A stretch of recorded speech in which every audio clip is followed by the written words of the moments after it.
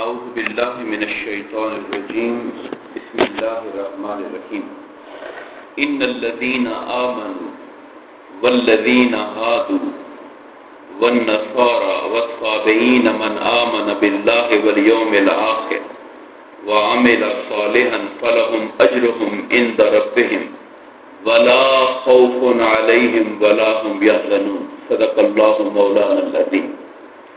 محترم مکرم قابل صد احترام سامعین عزیز نشان، اللہ تبارک و تعالیٰ کے فضل و کرم اور آقا کریم علیہ الصلوۃ والسلام کے نالین پاک کے تصدق سے سورہ البقرہ کی آیت نمبر 62 کے حوالے سے ہم انشاءاللہ گفتگو کریں گے۔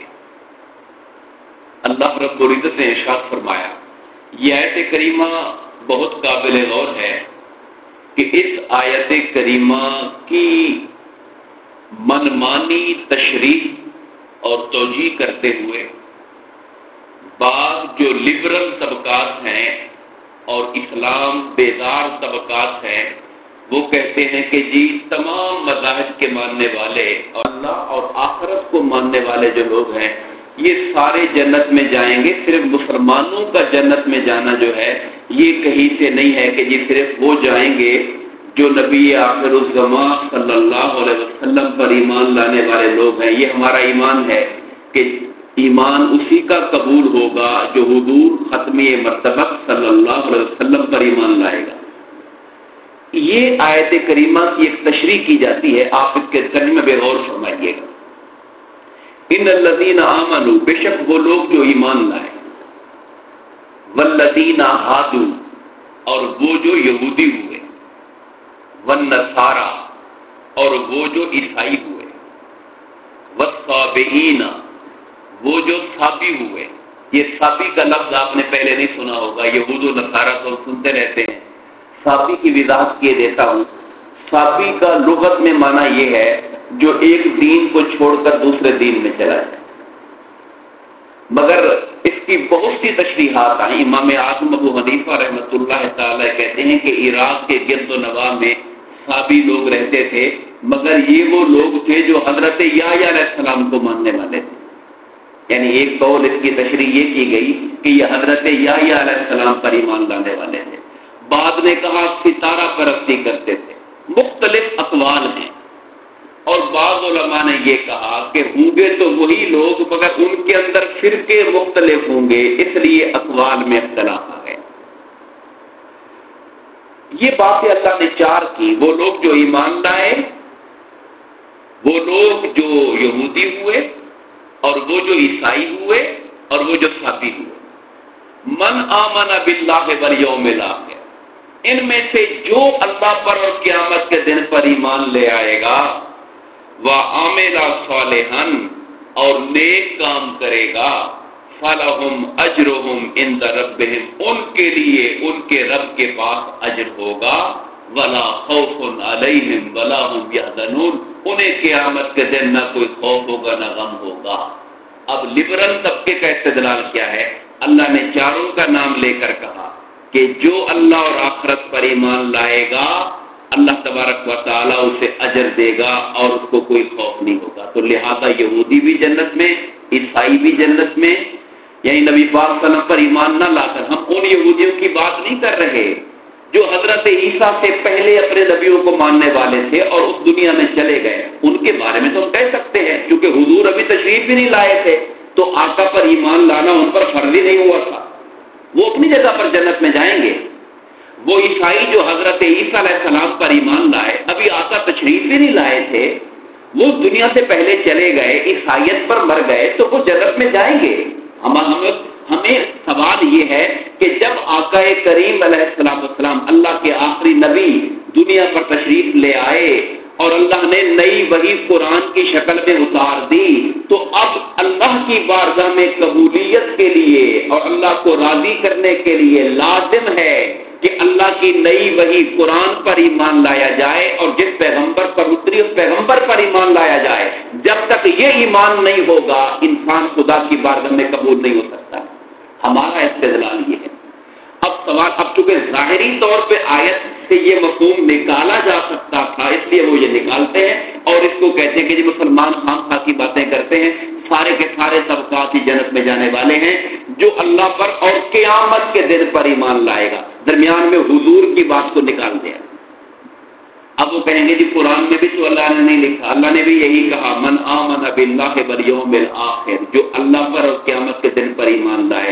تو اس کا جواب یہ ہے، یاد رکھیے اللہ تعالیٰ پر ایمان لانے کا مطلب کیا ہوتا ہے کہ اللہ تعالیٰ نے جن باتوں پر ہمیں ایمان لانے کا حکم دیا ہے ان کو بھی مانا جائے۔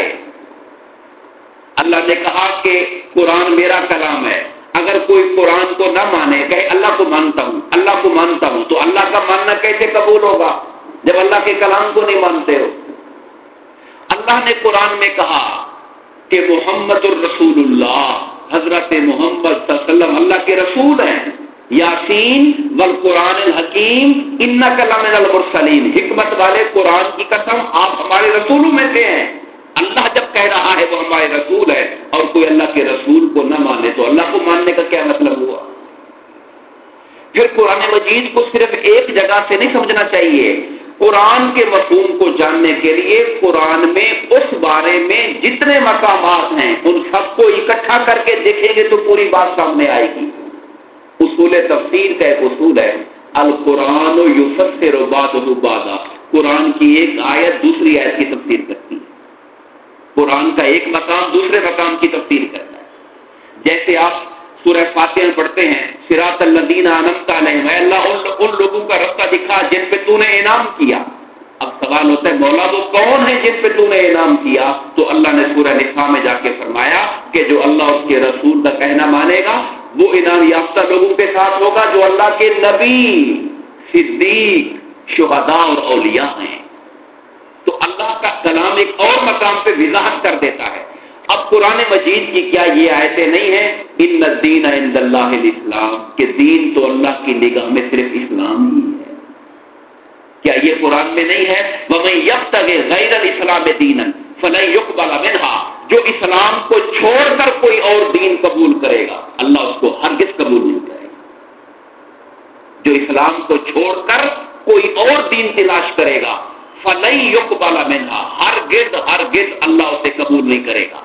اب قرآن مجید ایک اور مقام پہ فرما رہا ہے، حضور نبی کریم علیہ السلام کی رسالت کے حوالے سے قرآن نے بار بار کہا، جیسا کہ میں نے آپ کے سامنے دو آیتیں پڑھی، سورہ الفتح کی محمد الرسول اللہ والذین معہ، اور سورہ یاسین کی یاسین والقرآن الحکیم انک لمن المرسلین۔ تو خلاصہ کلام یہ ہوا کہ اللہ پر ایمان لانے کا مطلب یہ ہے کہ اللہ جن چیزوں پر ایمان لانے کا حکم دیتا ہے ان سب کو مانا جائے گا تو اللہ پر ایمان ہوگا۔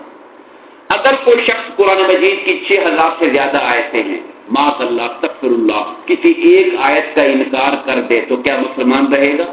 کیا وہ اللہ پر ایمان رہے گا اس کا؟